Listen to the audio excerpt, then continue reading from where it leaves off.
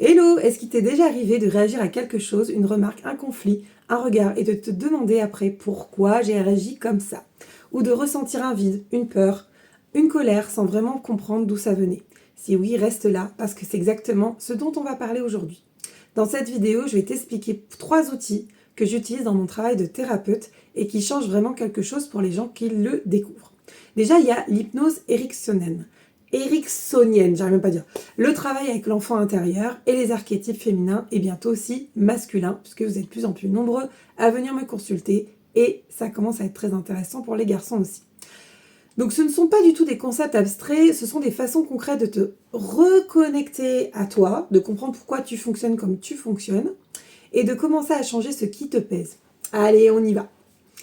Moi, c'est Aurore, je suis sexothérapeute, thérapeute de couple et coach de l'intime pour les femmes, les hommes et aussi les couples. Dans mon cabinet à Annecy ou aussi en visio, j'accompagne des personnes qui veulent mieux se comprendre, mieux aimer et mieux vivre leur intimité au sens large du terme. Et dans mon travail, j'utilise des approches qui vont chercher là où les mots seuls ne suffisent pas. L'hypnose, l'EFT, le travail sur les blessures profondes et les archétypes. Si tu ne connais pas encore ces outils, cette vidéo est faite pour toi. Si tu les connais déjà, tu vas peut-être les voir sous un angle nouveau. Allez, on va commencer par lever un malentendu, parce que quand je dis hypnose, je vois déjà certains imaginer un pendule ou quelqu'un qui aboie comme un chien sur une scène de spectacle. C'est pas du tout ça. L'hypnose que j'utilise, l'hypnose ericksonienne, a été développée par un psychiatre américain qui s'appelait Milton Erickson. Et elle repose sur une idée à la fois simple et révolutionnaire. Ton inconscient, c'est déjà ce dont tu as besoin. Et il attend juste qu'on lui crée des bonnes conditions pour s'exprimer. Dans une séance, tu restes totalement conscient. Tu ne perds pas du tout le contrôle, tu ne vas pas te retrouver à faire des choses sans t'en souvenir. Ça, c'est Mesmer. Ce qui se passe, c'est que tu entres dans un état de détente profonde et un peu comme ce moment juste avant de t'endormir, quand les pensées ralentissent et cet espace-là, il est précieux. Parce que dans cet état, le mental critique, celui qui dit non, c'est pas possible, je ne mérite pas, ça marchera pas, il se met en retrait et des ressources que tu ne soupçonnes pas encore peuvent émerger. On travaille ensemble sur les blocages émotionnels qui résistent aux approches purement rationnelles, sur les schémas qui se répètent dans tes relations, sur la reconnexion au désir, à la confiance, à la paix intérieure, oui. Et souvent, les personnes qui en bénéficient le plus sont celles qui me disent « j'ai déjà tout essayé, j'intellectualise, ah, ce mental à la noix là, j'intellectualise tout et je comprends pourquoi je fonctionne comme ça, mais ça ne change pas vraiment. » L'hypnose va où les mots seuls ne vont pas. Je vais te poser une petite question un peu étrange. Est-ce que tu connais cette sensation de réagir à quelque chose de façon disproportionnée et de le savoir sans pouvoir t'en empêcher? Une peur d'être abandonné qui remonte sans prévenir, une colère qui explose pour un rien, un besoin de validation que tu ne comprends pas toi-même. Ah, c'est souvent lui, l'enfant intérieur blessé. Qu'est-ce que l'enfant intérieur? C'est une métaphore ésotérique. C'est une réalité psychique bien documentée. Dans les premières années de notre vie, et particulièrement avant 7 ans, notre cerveau enregistre tout.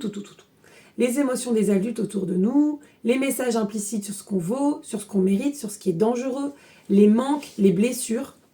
Et cet enfant-là, il ne disparaît pas. Il grandit avec nous. Il colore notre relation, nos relations, notre façon d'aimer, notre rapport à l'intimité. On peut mentionner Lise Bourbeau, les 5 blessures de l'âme, rejet, abandon, humiliation, trahison, injustice, comme cadeau de lecture si tu veux aller plus loin dans la vidéo.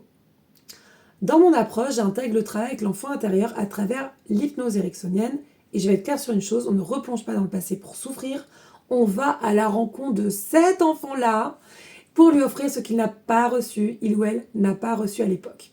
De la sécurité, de la douceur et de la reconnaissance. C'est toi l'adulte que tu es aujourd'hui qui va le trouver. Et quelque chose de surprenant se produit alors, tu te sens différente, plus libre, moins réactive, plus ancré. Parce que l'enfant a enfin été entendu. Ce travail est fait pour toi si tu reproduis des schémas relationnels que tu ne comprends pas, si tu te sens parfois trop petite face à certaines situations, si certaines choses te touchent avec une intensité qui te surprend même toi-même. Et souvent, très souvent, c'est au cœur du travail sur la sexualité et l'intimité, parce que on n'a pas reçu enfant, on va le chercher souvent là. On passe maintenant à quelque chose qui me passionne depuis des années et qui change vraiment la façon dont les femmes se voient et dont les hommes comprennent les femmes. Ce sont les archétypes féminins. Tu connais cette femme qui incarne une assurance naturelle, un magnétisme qu'elle n'explique pas elle-même, ou cette autre qui crée, qui nourrit, qui donne, parfois jusqu'à l'épuisement. Ce ne sont pas des hasards de caractère, ce sont des archétypes à l'œuvre. Alors, c'est quoi un archétype? Un archétype, c'est une synergie, une énergie universelle, un patron psychique qu'on retrouve dans toutes les cultures, tous les mythes, toutes les époques, car Jung en a posé les bases, et des autrices comme Jean Shinoda Bolen les ont aussi magnifiquement appliquées aux psychologies féminines. L'idée, c'est que chaque femme porte en elle plusieurs archétypes féminins, et donc les hommes aussi, certains actifs, certains endormis, certains blessés. Et comprendre lesquels sont à l'œuvre chez toi, ça change tout. Alors, moi j'aime bien parler des archétypes avec notamment la mythologie. Donc si on parle de mythologie, on peut aller sur la mythologie. Là, avec les déesses de l'amour, on a été sur la mythologie grecque et la mythologie égyptienne. Donc par exemple, on a Aphrodite, tout ce qui est en fait l'amoureuse, la séductrice. C'est l'énergie du désir, de la beauté, de la création. Mais en même temps, en fait, chaque archétype a une ombre. Il y a une lumière et une ombre, une qualité et un défaut. Et donc, par exemple, chez elle, quand elle est blessée ou étouffée, elle se coupe de son propre désir, elle ne sait plus ce qu'elle veut, elle ne sait plus qui elle est dans le regard de l'autre. On a aussi la mère, Déméter, l'énergie nourricière maternelle. Quand elle déborde, tu t'oublies pour tout le monde sauf toi. Tu donnes, tu donnes, tu donnes, tu donnes. Donner, donner, donner, tu finis par te vider. Quand elle te manque, tu te sens étrangement vide, même entouré des gens que tu aimes. Ça, c'est l'ombre de la mère.